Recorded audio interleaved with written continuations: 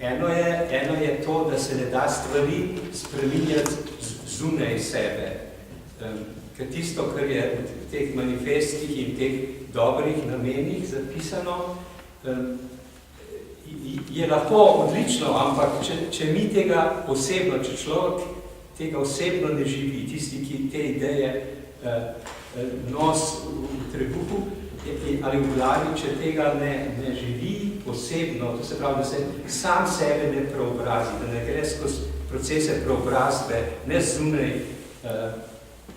odsekati kralju glavo in kraljici, kot so v francoski revoluciji, ampak svojo glavo naučiti, da misli srcem, recimo, in usklajeno s trebuhom, to se pravi s čustvenim svetom.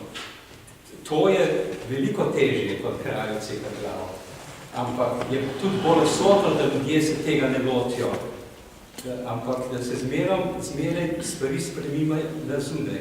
Zato je osnova te vizije geokulture, da je mogoče civilizacijo miru in sožitja med različnimi svetovi in evolucijami na Zemlji, rasami in religijami in tako naprej doseči samo skozi osebno preobrazbo kot osnovo. Potem pa iz tega sledijo spremembe v odnosih med narodi, predvsem pa med človekom in naravo in tako naprej. Zapravo tista prva bistvena razlika od dosedanjih revolucionarnih gibanj bi bila gibanja v smislu geokulture, da se zavedamo, ali pa tudi, to je pač ena možnost, ki si jaz izmislil, lahko se to drugače imenuje, ampak na vsak način gre za neko civilizacijo miru in sožitja. Je mogoča samo, če se revolucija dogaja najprej znotraj vsakogar izmed nas in korenito spremenimo svoj način, kot smo včeraj govorili, gledanje na svet in tega vprašanja, kdo smo in kaj je življenje pomeni. Drug vidik, mislim, da je odločilen, je odločilna napaka je v naš pogled na sončni sistem, kot da je sonce, torej zanikanje geocentričnega sistema. Mislim, da je taka generalna napaka, ker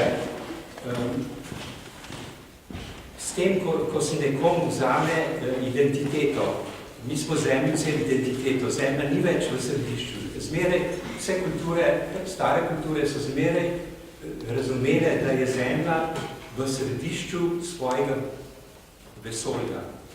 Jaz temu rečem zemeljsko vesolje. Zemlja, tako kot recimo je komunizem skušal narediti, da bi bili vsi ljudje enaki in tako mi skušamo zemlju vzeti, da bi identiteta posameznika nekako se stopila v neko splošnost. Tako smo mi zemlju vzeli identiteto in smo jo stopili v splošnost sončnega sistema. Kot da je sonce, to je razumski trik, ker si ne upa pogledati navznoter, potem najde središče zunaj sebe. To je lahko v religioznem smislu, to je vse razumski vzos, Bog, ki je zunaj nas, ali pa je sonce, ki je tudi zunaj nas. Ampak s tem, ko je zemlja zgubila svojo lastno identiteto, je postala predmet, je postala možni predmet izkoriščanja. Najprej zelo pomalen, potem pa zmeraj bolj z veliko žlico. Danes izkoriščamo na vseh možnih nivojih do genske manipulacije in razbijanja njenih osnovnih gradbenih delcev, to so atomi.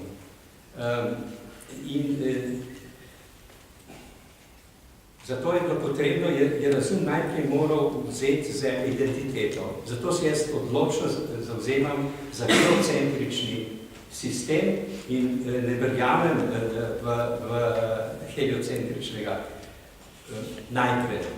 Seveda, tukaj so različne stopnje, potem je pa geocentrični sistem je včlenjen v heliocentrični. In heliocentrični je včlenjen v galaksijo in galaksija je včlenjena v naše vesolje v skupnost vesolja in tako naprej.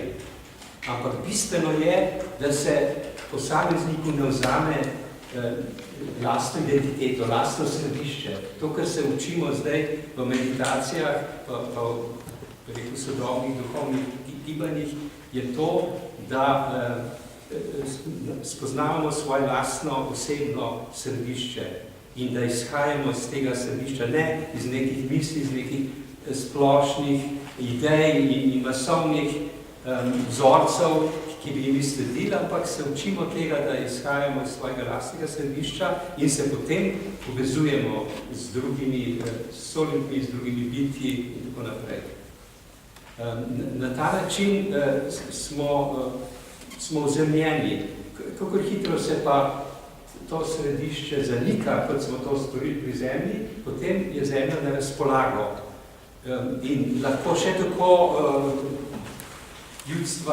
prvinska ljudstva kričijo, da mi narobe delamo in kaj se to godi, to mi ne moramo ničesar spremeniti.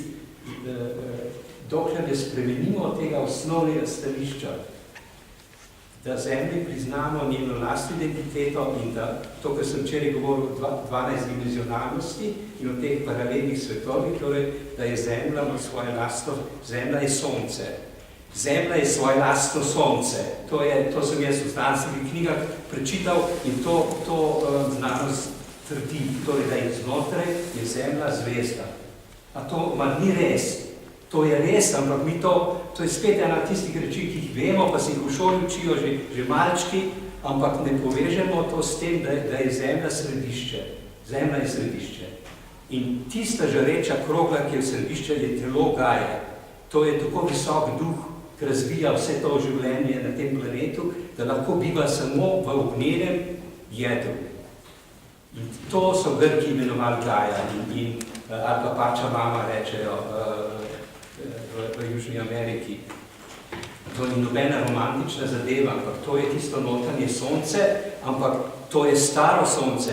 Tisto sonce, heliocentrični sistem, je zgrajen okrog mladega sonca, kmeče ogenj navzven.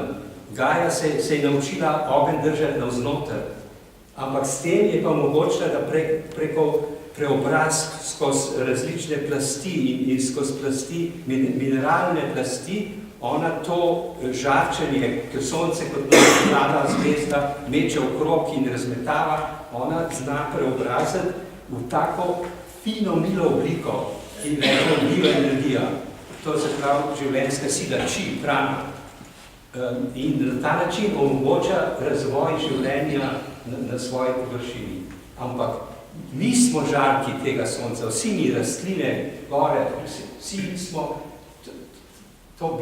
ta planet se je naučil preobraziti to prvinsko energijo, ta ogenj, ki ubija, se je naučil preobraziti in obrniti navznoter, ne samo noter, ampak je znotraj vsega atoma.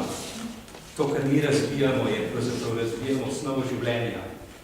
Osnova življenja je ta strahovita energija, ki je navznoter obrnjena zato, da navzven, tako kot je Zemlja kot celota, da navzven omogoča življenje, ker v atomih je ta sila, daje moč, da življenje lahko obstaja.